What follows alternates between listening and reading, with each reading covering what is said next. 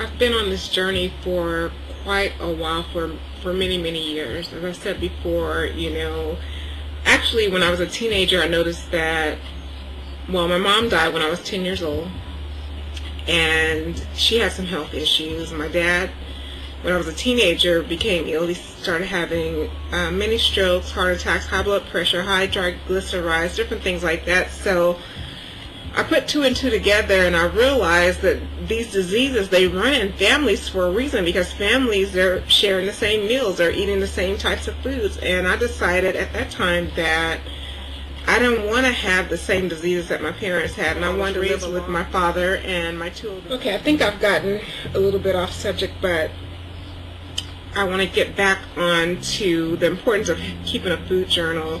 If you're on a quest to lose weight, you keep the journal, you keep track of what you're eating, your calorie intake, you keep track of how much water you're drinking, how much exercise you're getting, how many calories you're burning if you have a method of doing that. If you have a heart rate monitor, you can monitor the calories that you're expending as well. Also, for me right now, my sole purpose for keeping a food journal is so that I can monitor the different foods that I'm actually putting into my body. I can monitor whether or not, I may have an allergic reaction to something. Sometimes we break out with like rashes on our bodies and we don't know why, but it's because of something that we've eaten. And a lot of times we'll just go to the doctor and we'll put a topical cream on it to rid it, when in actuality it's the food that we're ingesting.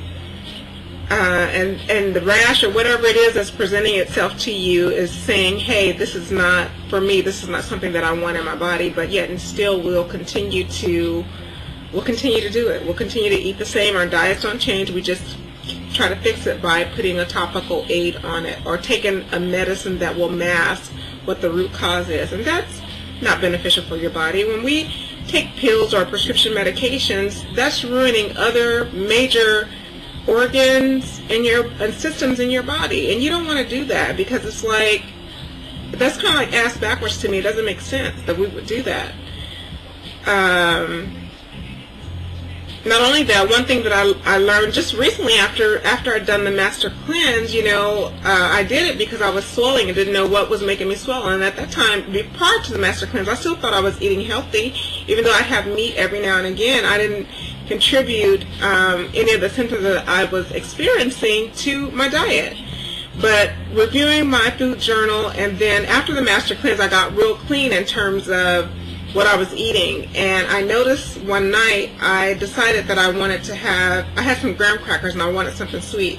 So I figured, okay, well, I'll go ahead and get me, a couple of squares of the graham crackers. By the time I hadn't even finished the second square of the graham cracker, and I'm sitting here eating it, and my feet are swelling immediately. I decided to call Nabisco because something like this happened to me a couple of years back when I was a manager for LA Weight Loss.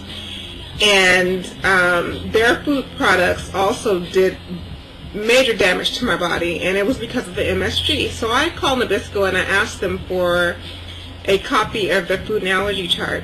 And sure enough, there's MSG. And one thing I've learned is that the FDA, as long as an ingredient is under a certain amount, it doesn't have to be listed on the ingredient list. But if it's over a certain amount, whatever their requirements are, it has to be listed. So most of the things that you find on your shelf that's processed, cookies, crackers, things like that, I can't eat those things. And I'm just learning that right now. It's amazing.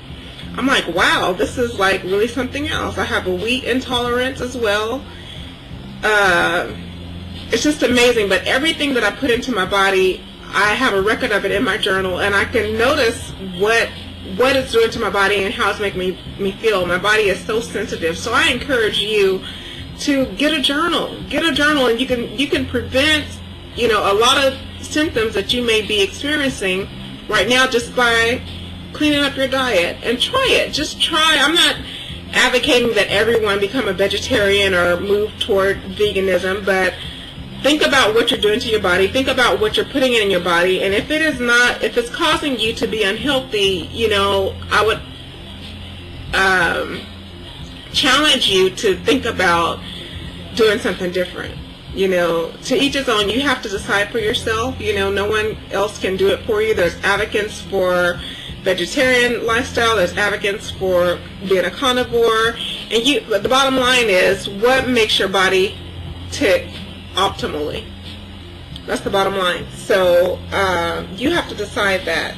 But it's important to know, because without a journal, there's no way that I would have known that, you know, saltine crackers is doing damage to me, or graham crackers for that matter. You know, I just know that I can't have those things, so I have to find an alternative. And I'm learning different recipes to make crackers with a dehydrator, but that means I have to purchase a dehydrator, which I don't have yet. But in the meantime, I just have to eat whole foods and no packaged or processed foods. So that's what I learned about me, and I just want to encourage you to get your own food journal. Write about it. Write your emotions. Write about the water that you're ingesting. Write about how the different foods are making you feel. Sometimes we get depressed for no apparent reason. There's nothing that automatically sticks out, and it may be very well from something that we're putting into our body. So think about it. Think about it. That's just food for thought. I'm going to end here. I want to wish you guys a happy Friday and a wonderful weekend. Be safe, and I will see you soon. Bye.